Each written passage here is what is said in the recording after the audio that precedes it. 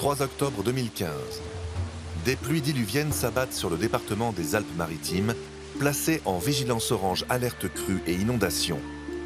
En 3 heures, il tombe près de 200 mm de pluie par mètre carré sur la ville de Cannes.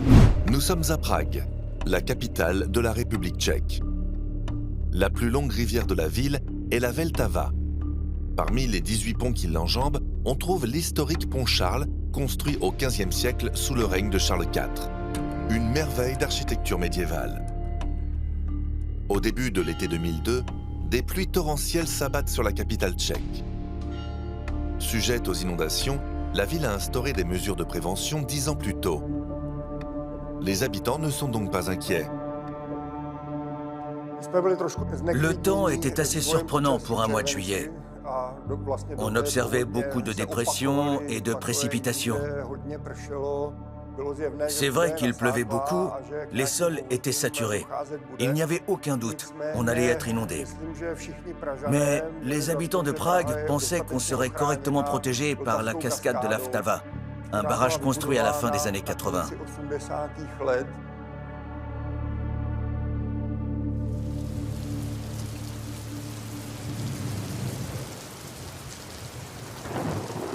« 6 août 2002.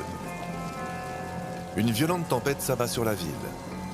2 dépressions apportent de l'air chaud de la Méditerranée et provoquent des pluies diluviennes dans une bonne partie de l'Europe centrale. En République tchèque, c'est la région de la Bohême qui prend l'orage de plein fouet. Les précipitations se concentraient majoritairement sur cette zone. Le réservoir de la Vltava avait réussi à absorber la quantité d'eau jusqu'à présent. À Prague, les eaux sont montées à un débit de près de 1500 mètres cubes d'eau par seconde, ce qui était déjà assez alarmant. Mais il n'y a pas eu de dégâts particuliers à ce moment-là. On a ensuite eu 2 ou 3 jours de beau temps, où le niveau d'eau a légèrement baissé dans la ville. Les réservoirs tentaient d'évacuer le plus d'eau possible pour pouvoir récupérer de la capacité.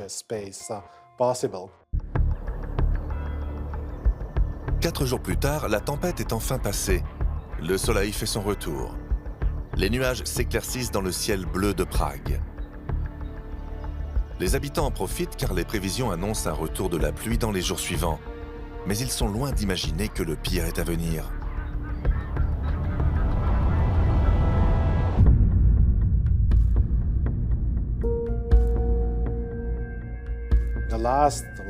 La dernière grande crue datait de 1890. Ça faisait 110 ans en 2002, et on n'y pensait plus du tout. Depuis la fin du 19e siècle, le paysage de la ville avait complètement changé. On a construit des barrages. Dans l'esprit de beaucoup de gens, la ville était préparée, et ces barrages nous protégeaient des inondations. Mais ce n'était pas le cas. La terrible montée des eaux dans la ville de Prague va prendre de court la population. On savait qu'on allait être inondé, mais on ne pensait pas à ce point-là. On essayait de comparer la situation avec d'autres grands événements, mais les données que les hydrologues et les météorologues avaient à disposition pour comparaison étaient celles de crues plus légères. On savait qu'on allait être inondé, mais on ne pensait pas que ce serait à ce point-là. Ce genre de phénomène ne survient que tous les 500 ans. Impossible à anticiper. La France a elle aussi une longue histoire d'inondations importantes ayant entraîné des conséquences dramatiques. 3 octobre 2015. Des pluies diluviennes s'abattent sur le département des Alpes-Maritimes, placé en vigilance orange alerte crue et inondation.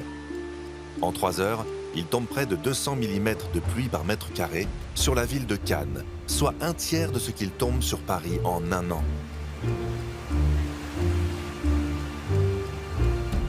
Donc à partir de ce moment-là, des trompes d'eau s'abattent sur la ville. On ne va même plus parler de rivière. La moindre rue va se transformer en torrent. Et toute cette eau n'aura qu'une envie, c'est de s'évacuer vers la mer. Ça donne lieu à des situations dramatiques, hein, puisque des gens sont surpris, des gens sont coincés dans leur voiture, des gens décèdent.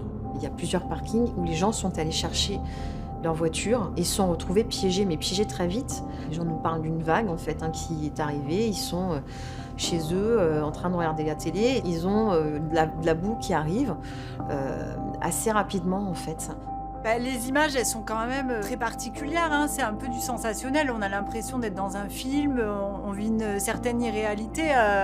Et du coup, il faut qu'on s'adapte à ça et qu'on prenne aussi en charge les personnes qui ont vécu la confrontation avec le réel de la mort, qui ont tout perdu. Le bilan est lourd. Ce déluge meurtrier fera 20 morts en quelques heures et plus de 600 millions d'euros de dégâts matériels. En France, un habitant sur 4, un métier sur 3 et près de 3 700 000 foyers peuvent potentiellement être exposés à cette catastrophe naturelle.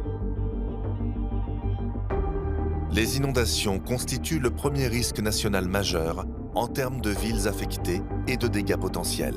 Pour développer des systèmes efficaces permettant de prévoir des inondations de grande envergure, les scientifiques doivent prendre en compte les spécificités géographiques et météorologiques des régions touchées. C'est le cas du sud de la France, justement. Du fait de sa proximité avec la Méditerranée, il est régulièrement sujet à de fortes précipitations et aux crues éclairs. En Europe, et en France en particulier, c'est le sud de la France, c'est la région méditerranéenne qui est le plus impactée par ce type de phénomène. Pour une raison assez simple, c'est que la Méditerranée, c'est un formidable réservoir d'humidité. Et quand arrive l'automne, la Méditerranée est encore chaude. Et les perturbations qui vont s'écouler au-dessus de la Méditerranée dans un flux sud-nord et qui vont toucher les terres, vont se charger de toute l'humidité de la Méditerranée. Et ensuite, cette humidité va se condenser et va s'abattre dans les terres. Donc, l'air qui est au-dessus de la Méditerranée va se réchauffer, car la mer est beaucoup plus chaude que la terre, et en avançant dans les terres, cet air chaud et humide va rencontrer un air froid et sec. La rencontre des deux va créer une instabilité. L'humidité va se condenser et des trompes d'eau vont tomber. À l'automne, les pluies peuvent être torrentielles. Il tombe parfois plus de 300 mm d'eau en l'espace de 24 heures, créant une montée des eaux difficilement contrôlable. De plus en plus, je trouve, c'est que c'est des chutes de pluie qui sont assez intenses. On a des cumuls de pluie qui sont de plus importants, en fait, de manière localisée, et pas forcément sur une grande période. Ça fait peu de temps qu'on entend parler de ce phénomène méditerranéen. Avant, on parlait des pluies cévenoles, et maintenant, on a un phénomène méditerranéen parce qu'on a ces pluies qui remontent de la Méditerranée et qui vont toucher tout le littoral. Ça, c'est les endroits qui sont problématiques. À Hyères, par exemple, autour du Gapot, il y a des quartiers qui sont concernés par des montées des eaux assez régulières. Et les services techniques de la ville de Hyères, à chaque alerte orange, ils mettent en place déjà ce système de SMS où ils préviennent tous les habitants. Attention, on est en alerte orange. Ils regardent régulièrement la montée du Gapot. Ils mettent en place même prépositionnement de moyens pour évacuer les gens. À Hyères, ça arrive régulièrement. Mais il faut considérer que tout l'arc méditerranéen est sujet à ce type d'événements, donc ce qu'on appelle des événements méditerranéens, tout simplement. Chaque année, de toute façon, on sait que c'est des phénomènes qui sont vraiment récurrents au mois de novembre et qu'il y a les pluies cévenoles, mais que ces fameux phénomènes méditerranéens, ils arrivent de plus en plus. Alors, afin de mieux prévenir ces inondations pour protéger la population, Pierre Javel et son équipe de l'Institut national de recherche pour l'agriculture, l'alimentation et l'environnement ont développé un nouveau système d'alerte crue. Là, on est au pied de ce qu'on appelle une station hydrométrique. Donc, c'est un site qui est équipé pour mesurer le niveau des rivières. Et à partir du niveau des rivières, on calcule des débits. Et avec ces débits, on essaye de faire des prévisions, justement, de prévoir les crues. Les prévisions sont établies grâce à un modèle hydrologique qui détecte la hausse du niveau de l'eau causée par la pluie. Il est alimenté par les données d'un capteur. Toutes les 15 minutes, le modèle calcule le débit des rivières. Il détermine ensuite si les seuils de crue risquent d'être franchis. Vous voyez ici la cote de l'eau, elle est à peu près à 0,85 cm, on va dire. Donc normalement, le capteur, s'il est bien réglé, il mesure cette hauteur-là. Et puis si demain on revient et que le niveau a monté, il faudrait que le capteur mesure exactement le même niveau que l'échelle. Donc l'échelle hydrométrique, c'est vraiment le point central ici de la station. En tout, il y a plus de 3000 stations pluviométriques en France. Toutes ces données sont stockées dans le même service et accessibles au grand public.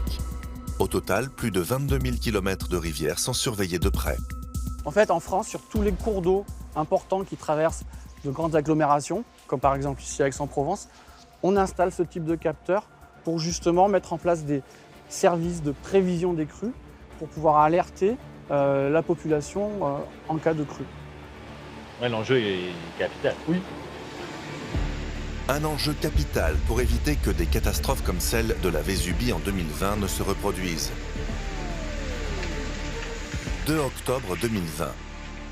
Les vallées de la Roya et de la Vésubie dans l'arrière-pays niçois sont frappées par des crues rapides et torrentielles extrêmement destructrices. La Vésubie est une petite rivière habituellement et qui s'est transformée en fleuve.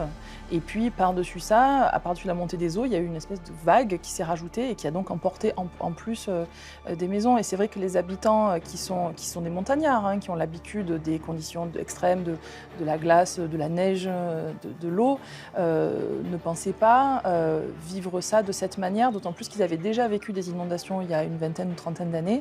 Ils avaient été évacués, ça s'était bien passé. Du coup, pour cet épisode-là, ils pensaient un peu que ça se ferait de la même manière, sauf que ça a été beaucoup plus dévastateur. Je crois que dans les chiffres, ça a été la plus grande crue qu'ils aient jamais vue sur cette rivière. L'eau a détruit de nombreuses routes, des ponts, et près d'une centaine d'habitations ont été totalement détruites. Si ces crues exceptionnelles sont de plus en plus fréquentes, elles sont la conséquence directe du changement climatique, responsable de l'humidité et du réchauffement atmosphérique.